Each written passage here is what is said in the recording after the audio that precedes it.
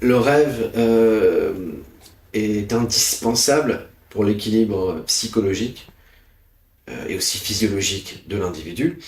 Dans l'absolu, c'est un moyen par lequel toutes nos émotions, nos pensées, nos intuitions se recalibrent, se restructurent, parce qu'évidemment la journée, ils ont tendance à être consommés comme l'énergie donc calorifique, ou lorsqu'on se met en mouvement, il va de soi qu'on dépense une somme de calories plus ou moins importante, et en réalité, ce phénomène existe aussi dans l'espace psychologique, où on est amené forcément à créer, à structurer des pensées, à organiser, à anticiper, donc à toute un plan mental et un plan émotionnel qui inévitablement est à l'œuvre. Or, le rêve fait ressortir concrètement toutes les lignes de fracture, tous les refoulements, toutes les émotions négatives, toutes les situations malencontreuses qu'on est amené à rencontrer et qu'on refoule nécessairement, parce que si on était amené à ne pas refouler, on ne pourrait pas être efficace dans le cadre du coup des tâches que nous devons mener.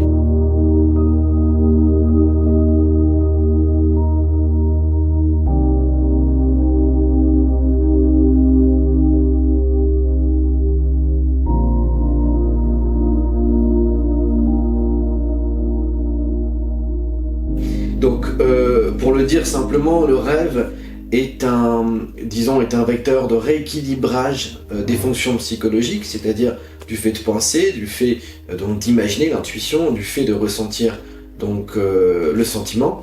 Et c'est par ce biais que, évidemment, on parvient à être au quotidien dans une posture plus ou moins équilibrée, favorable et efficace. Alors maintenant, si on part d'une explication un peu plus, on pourrait dire, psychologique, tout en restant simple, l'idée c'est que quand vous êtes au quotidien confronté à votre réalité, il y a une espèce de volonté qu'on appellera le moi aux commandes, qui œuvre en fonction de ses obligations, donc de ses engagements dans le monde. Donc ça consiste à aller au travail, à respecter évidemment les horaires et toute autre chose liée aux obligations quotidiennes. Et fatalement, derrière ce moi aux commandes, il y a ce qu'on peut appeler au sens très large l'âme. On dira anima dans le jargon psychologique, mais c'est l'âme, c'est-à-dire finalement toutes les vibrations, toute l'intensité du vécu qui finalement se vit un peu en arrière-plan, donc dans les coulisses du coup, disons de la scène que le moi occupe. Et à partir du moment où la nuit advient, c'est l'inverse qui se produit. C'est que là, du coup, c'est le moi aux commandes qui est invité à voir tout ce qui s'est passé au cours de la journée, et d'ailleurs même antérieurement, dans l'âme. Et donc l'âme, comme son mode de fonctionnement n'est pas chronologique, il suffit de se référer à la façon dont on perçoit le temps. Il y a des moments où le temps paraît long dans la mesure où on s'ennuie, et des moments où le temps paraît court dans la mesure où on se sent du coup bien disposé. Donc il y a une contraction de la perception du temps, et celle-ci est plus liée à l'âme, donc aux vibrations. Et disons que la pensée qui vient essayer du coup de gérer les exigences vibratoires, les exigences de connexion, les exigences de satisfaction, de joie, elle a un mode de fonctionnement, une planification, disons, bien moins axée sur le désir au sens propre et l'intensité de l'application du désir, justement. Et donc dans le rêve, il y a ce renversement de perspective qui a lieu, une perception du temps qui est totalement différente, à savoir que là, l'écoulement paraît être totalement suspendu, dans la mesure où on a l'impression parfois d'avoir rêvé pendant 2 heures, et il se trouve que après que le réveil est sonné, on s'aperçoit, si on se rendort, qu'on s'est rendormi 10 minutes. Donc le rêve a une fonction de restructuration, de reconsolidation du coup de l'énergie, et finalement on peut dire que la compréhension possible du rêve, c'est-à-dire l'idée qu'on puisse décrypter, déchiffrer toute cette masse finalement de symboles, cette masse d'informations a priori pour la conscience pratique chaotique, permettrait de refournir en plus à l'énergie qui s'est déjà elle-même du coup redimensionnée, une énergie du coup supplémentaire, plus équilibrée, plus à même d'élargir le champ des possibles, c'est-à-dire d'améliorer la créativité, d'améliorer la faculté de penser en fonction aussi de nos prédispositions personnelles. Et donc le rêve a une fonction de rééquilibrage, non seulement celle-ci, mais si on va plus loin, et là dans l'aspect plus philosophique, partant de l'idée, comme je viens de l'évoquer, que le rêve a une fonction du coup d'expression atemporelle, sous-entendu en dehors des catégories du temps, eh bien il y a parfois des fragments dans les rêves qui correspondent évidemment à des situations futures qu'on sera amené à vivre. Alors, d'aucuns ont déjà eu ces sensations particulières d'un déjà-vu, où finalement, tiens, j'ai rêvé déjà ça. C'est-à-dire que le rêve non seulement a une fonction de régulation, mais a une fonction aussi prédicative, ce qui renvoie à tout ce qui relève de la médiumnité ou des oracles dans l'Antiquité. Donc il y a cette réalité-là. L'âme est par définition l'interface entre votre esprit, donc l'esprit qui planifie, et votre corps qui ressent, et en tant que tel, elle a un mode de fonctionnement, disons, complémentaire du corps et de l'esprit, tout autant qu'elle est différente.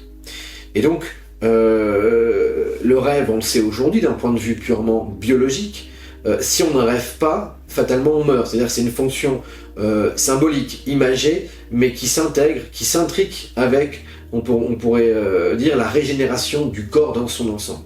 Donc voilà à quoi, du coup, le rêve sert. Donc là, on parle d'utilité, mais au-delà de l'utilité, il renvoie, et on s'en aperçoit assez régulièrement, à des perceptions, à des sensations uniques. On a, au réveil, bien souvent, le sentiment que ce qui vient de se passer est plus vrai que nature. Et par définition, ce sentiment-là, plus vrai que nature, va engendrer chez nous une modification au moins temporaire de notre état d'esprit, jusqu'à ce que cette trace laissée par le rêve se dissipe et laisse place aux obligations. Et c'est là que le processus recommence, celui évoqué précédemment, où on va du coup disperser l'énergie qui s'est reconsolidée dans nos actions respectives.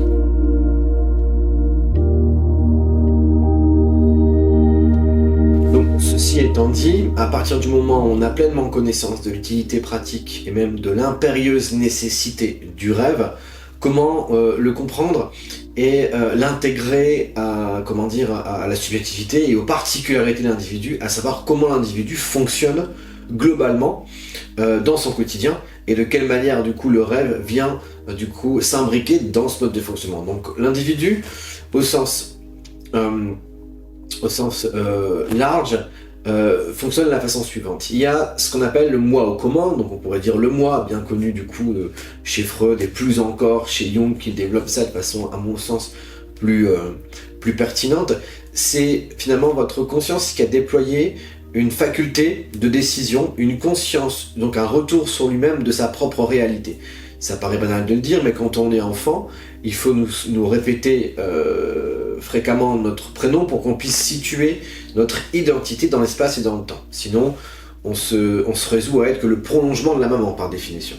Et donc, une fois qu'on a conscience de ce moi et qu'on le nourrit parce qu'on sait qu'on est distingué auprès des autres, de la société en général, comme un individu à part entière, il se trouve qu'on va aller vers des projections.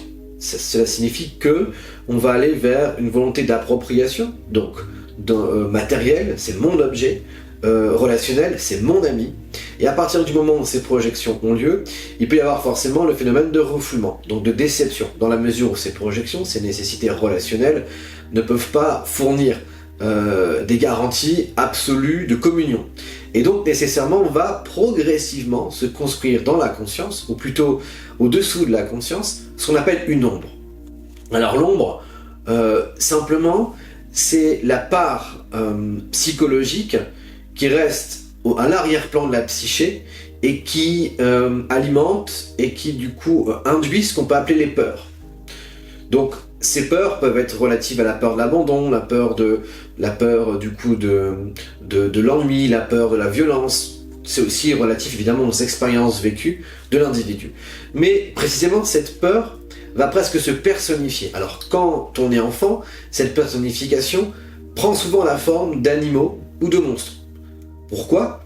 Parce qu'il n'y a pas encore assez de relations au sein desquelles une forme de rancœur, c'est-à-dire une forme de jalousie, de rivalité, voilà, elle n'est pas encore, elle bat pas encore son plein, elle est qu'à ses prémices. Donc du coup, l'ombre chez les enfants prend la forme souvent d'animaux, raison pour laquelle il y a souvent des enfants qui font des cauchemars et qui relatent l'idée qu'un loup s'est caché, qui est dans le placard. Et donc l'ombre, c'est toute cette partie instinctive de préservation et de peur qui du coup commence à se structurer à mesure que l'individualité donc de la personne, de l'enfant en l'occurrence, se déploie.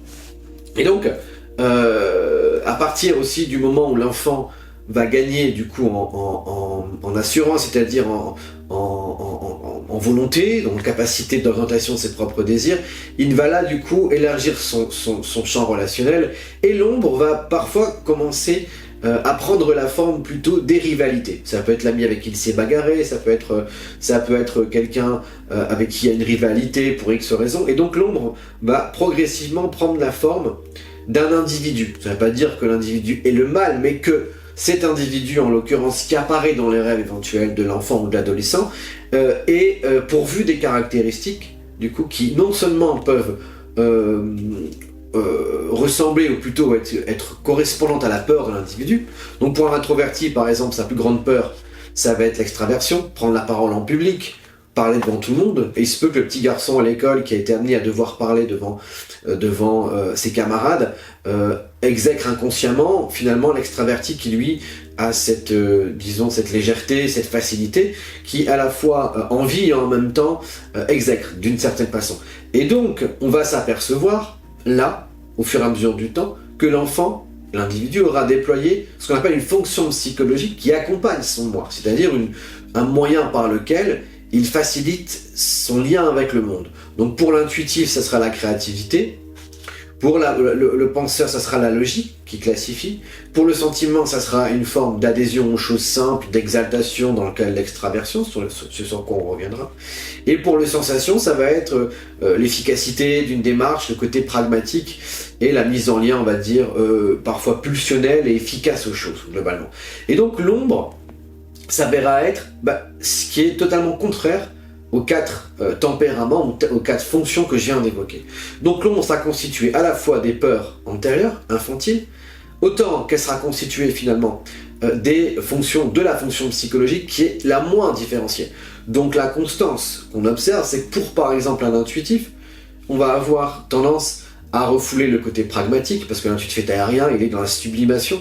Donc dès qu'il faut se fixer et être dans une forme de réalisme, il y a quelque chose qui l'effraie, ou plutôt qui lui déplaît, pour le moins. Et à titre d'exemple parallèle ou symétrique, quelqu'un qui est fort dans la logique et la pensée, les émotions exprimées de façon simple et spontanée relèvent pour lui de quelque chose de négatif, dans la mesure où pour appliquer sa fonction pensée, il doit évidemment énormément refouler. Et on a l'inverse, c'est des jeux dialectiques, donc des couples d'opposés, on pourrait dire. Donc voilà comment fonctionne la psyché. Petite précision indispensable, derrière du coup l'ombre, évidemment il y a ce qu'on appelle l'anima. L'anima, c'est cette partie inductrice de désir, inductrice de volonté, qui pousse le moi à chercher au sein de son milieu ambiant de quoi satisfaire l'incarnation par l'obtention de choses, le désir sexuel, le désir même culinaire, enfin bref, c'est ce qui pousse à chercher dans les projections de quoi satisfaire le besoin existentiel.